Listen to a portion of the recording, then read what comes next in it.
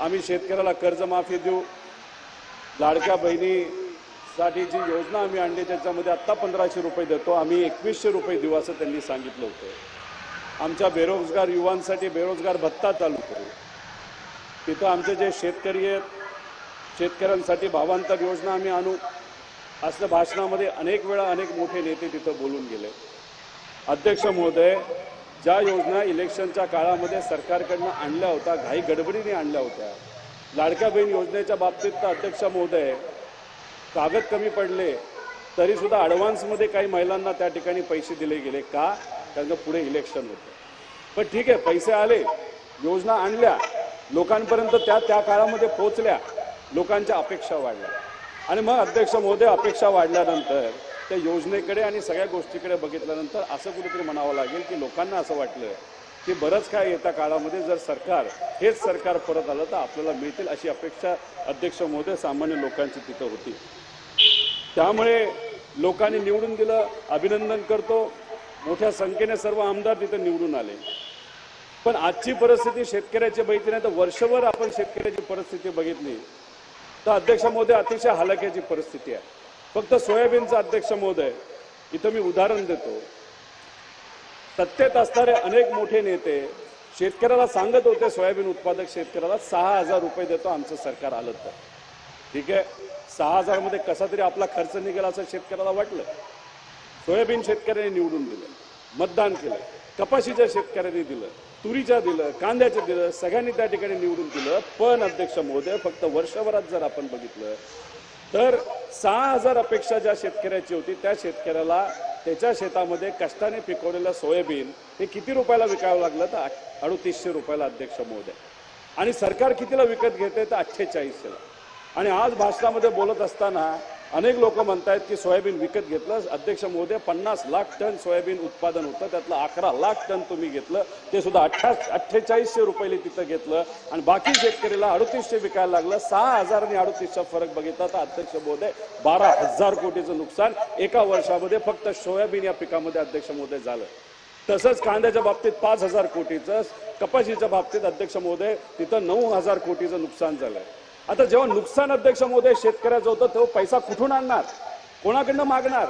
त्याचे नातेवाईक बघितले ते सुद्धा शेतकरी, त्यांच्याकडे पैसा नाही, बँका पैसा देत नाही। मग असं नुकसान झालं तर त्याची अपेक्षा असते की सरकारकडनं कुठेतरी मदत होईल। भावांतर योजना जेव्हा सांगितली गेली शेतकऱ्याला वाचलं, अरे वा चांगली योजना, आपल्याला पैसे मिळतील। पण अध्यक्ष महोदय या बजेटमध्ये भावांतर योजनेबद्दल कुठेही काही बोललं गेलं नाही। पक्षांतर बद्दल अनेक वेळा बोललं गेलं, पण भावांतर योजना जी तुम्ही बोलला होता त्याच्यासाठी जर 25,000 कोटी तुम्ही दिले असते, जो शेतकरी ज्या ज्या पिकामध्ये अडचणी तिथं जर मदत केली असती तर अध्यक्ष महोदय मी तुम्हाला सांगतो शेतकरी खऱ्या अर्थाने सुखी झाला असता।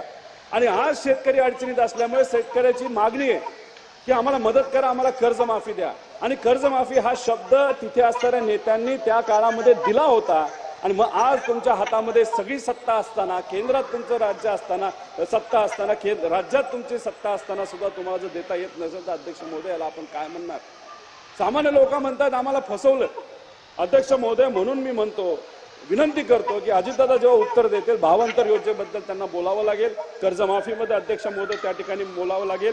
तसंच शेतकरी सन्मान निधीमध्ये तुम्हीच ती योजना आणली, चांगली गोष्ट आहे। काही दिवसांपूर्वी ऑनलाईन आपले मुख्यमंत्री साहेब होते, तिथं पंतप्रधान साहेब होते, त्याच्यावर काहीतरी चर्चा चालू होती, बिहारमध्ये तो कार्यक्रम होता। आणि या बाजूला आपल्या राज्याचे मुख्यमंत्री, ते पद अतिशय महत्त्वाचं, त्यांनी दिलेला शब्द हा पूर्णच करावा लागतो कारण तो महाराष्ट्र शब्द असतो।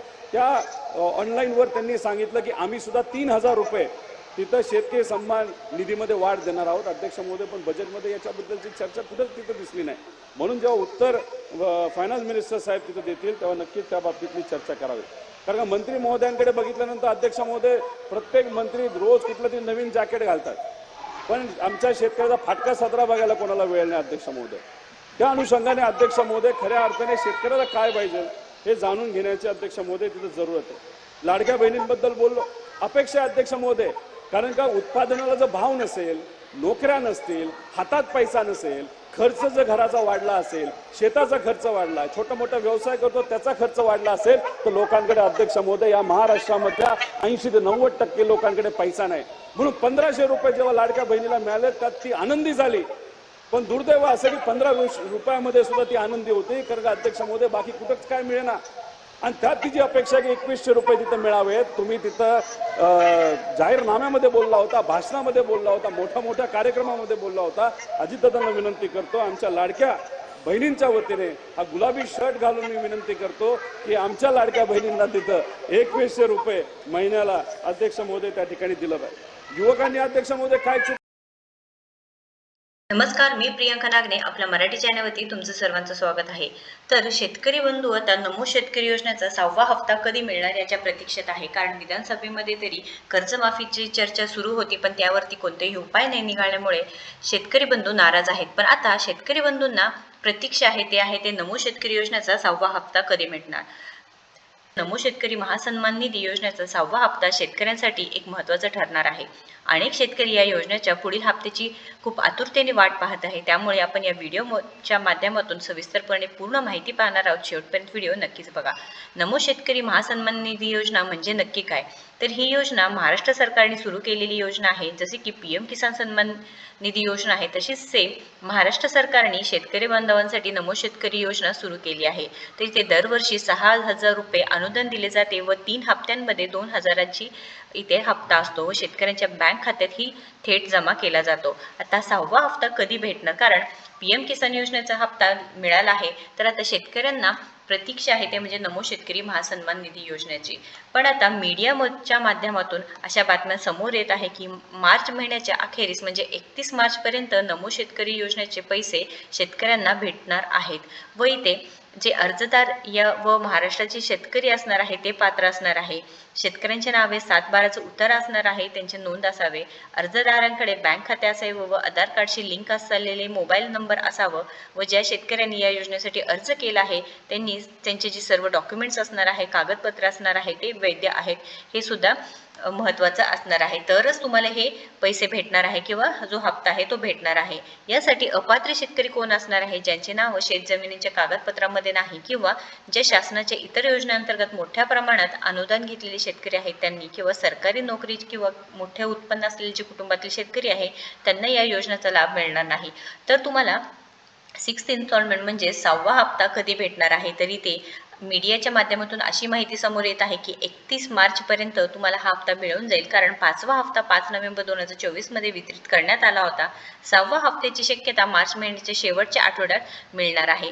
तर याबाबत अजूनही अपडेट आपल्या चॅनलवरती नक्कीच येणार आहे. त्यामुळे नक्कीच आपल्या चॅनलला सबस्क्राईब करून ठेवा व अशाच महत्त्वपूर्ण माहितीसाठी नक्कीच आपल्या चॅनलला सबस्क्राईब करा, व्हिडिओला लाईक करा आणि शेअर करा. तर नमो शेतकरी महासन्मान निधी योजनेबद्दल महत्त्वाचे अपडेट्स पाहिले आहेत. 5वा हप्ता 5 नोव्हेंबर 2024 ला भेटलेला आहे आणि नावाची नोंदणी अजूनही सुरू आहे. तर पात्र शेतकरी आहे त्यांनी लवकरात लवकर तुम्ही अर्ज सुद्धा करू शकता. आता इथे बेनिफिशियरी स्टेटस आहे ते सुद्धा तुम्ही नक्कीच इथे चेक करू शकणार आहात. याबद्दल काही तुम्हाला अडचण असेल किंवा प्रश्न असतील तर नक्कीच कमेंट बॉक्समध्ये विचारा. व्हिडिओ जर आवडला असेल तर नक्कीच लाईक करा, शेअर करा आणि आपल्या चॅनलला सबस्क्राईब करा. धन्यवाद.